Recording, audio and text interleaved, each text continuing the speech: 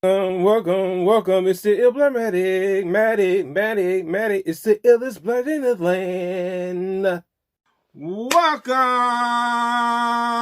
back to Ill Blur Matic, the versatile blur content creator. So let's get right into today's video. Today's video is going to be on Static Shock and what really happened to this movie. We all know Warner Brothers have been canceling movies left and right and just saying, you know what, cancel this, cancel that. But what really happened to the Static Shock movie? In today's video, you're going to find out what really happened. So, I remember hearing about the Static Shock movie at the DC Fandom 2020. I remember hearing about it. I said, ooh, I was like, we getting a Static Shock movie? I said, what? You know, and I was excited. I was like, yo, this will be great. Like, Static Shock was definitely one of my favorite cartoons growing up. And, you know, when I heard the news on Fandom, they even had an actor attached to it. I was like, all right, DC, I see y'all out here. Y'all got an actor. Y'all got an executive producer. They had someone from Milestone representing. They had the Milestone people representing for us. So I was like, this look official. You know what I'm saying? Few years split up. And we haven't heard nothing about it. I was like, dang, man. I was like, where is our Static Shock film? You know what I'm saying? I was like, Raggy? Like, are we going to get a Static Shock film or no? You know?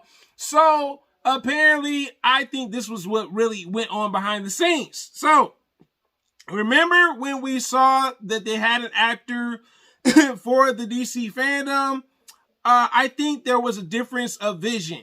I talked about this in my other video, and I'm going to leave that in the link so you guys can see that.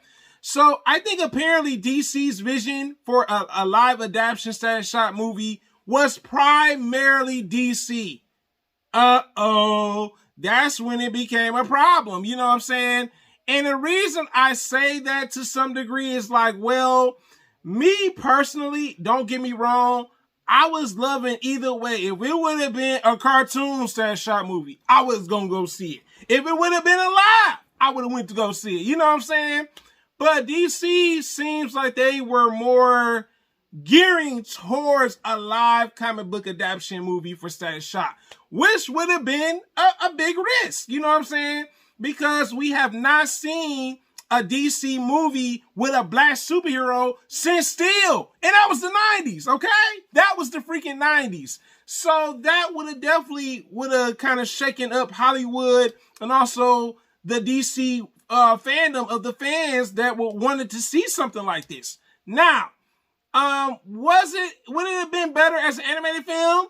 Possibly. Now, let's talk about the DC from the Milestone perspective. So Milestone had in mind, let's do an animated film. Now, I can't deny it. DC has some great animated films. I don't love all of them, but woo, they got some fire movies, okay? Animated movies. So apparently what was going to happen was Static Shock from the Milestone, they wanted an animated film, which I was totally okay with. I was like, okay, first off, they was bringing Phil Mar back. I was like, oh, the GOAT for voice actor. I was like, hey, if you gonna do it right, why not get the actor back? Woo!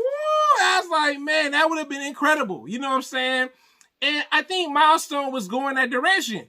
Even if Michael B. Jordan was attached to it being executive producer, and he was just thrilled to be a part of that. I was like, it's good to see him being excited about it. I was like, you know, I thought for sure, I said, man, when you get that Michael B. Jordan stamp for executive producer, I was like, okay, I see it, you know.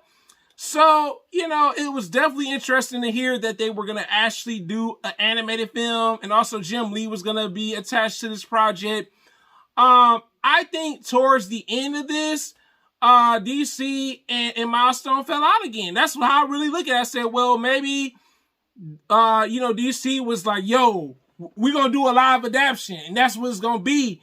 And Milestone like, nah, fam, no way. We are not doing a live adaptation.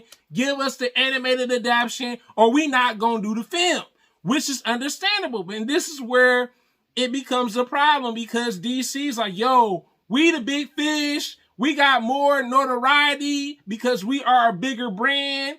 And Milestone is a smaller comic book company.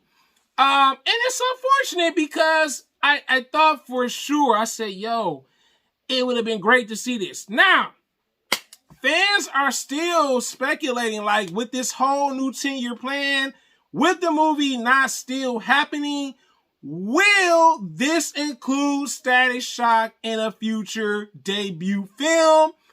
It's uncertain. We really don't know. We could possibly see a Static Shock live adaptation movie in the 10-year plan that DC is like, yo, we're gonna follow the Marvel formula for success for a 10-year plan, or we could get an animated film. But it's uncertain. It's unfortunate that this had to happen. That the studios couldn't come together for one film. So it shows you that Milestone and DC still may have not ironed out their issues as companies. And it's a little sad, man, because honestly, I think this film could have been as big as Black Panther. You know what I'm saying? Like, it like I said, I'm not saying that it would have been, but there's a possibility that this would have been a successful film. I don't understand how David Zaslav cut it completely and just say, no, we not doing a Static Shock film. But you guys tell me in the comments, what do you think about this? Which one would you be interested in seeing? Would you be more interested in seeing a live comic book adaptation for Static Shock? Or would you love to see an animated one with the original voice actor, Phil Marr? Me, personally, I think both versions of the film could have did well. Whether it would have been an animated film or a live adaptation. It's just sad that, you know, fans are kind of stuck like, man, like, wow, we waited a few years and y'all told us this film was coming. It was in early development and y'all just couldn't get it right. I understand. It's like that sometimes, you know what I'm saying? With these companies, one company got this vision, the other company like, no, this is what we want to do. But this is your boy Il Blurmatic, a blur living in the world. Guys, have a wonderful day, guys, and I'm out. You are the real MVPs of the channel.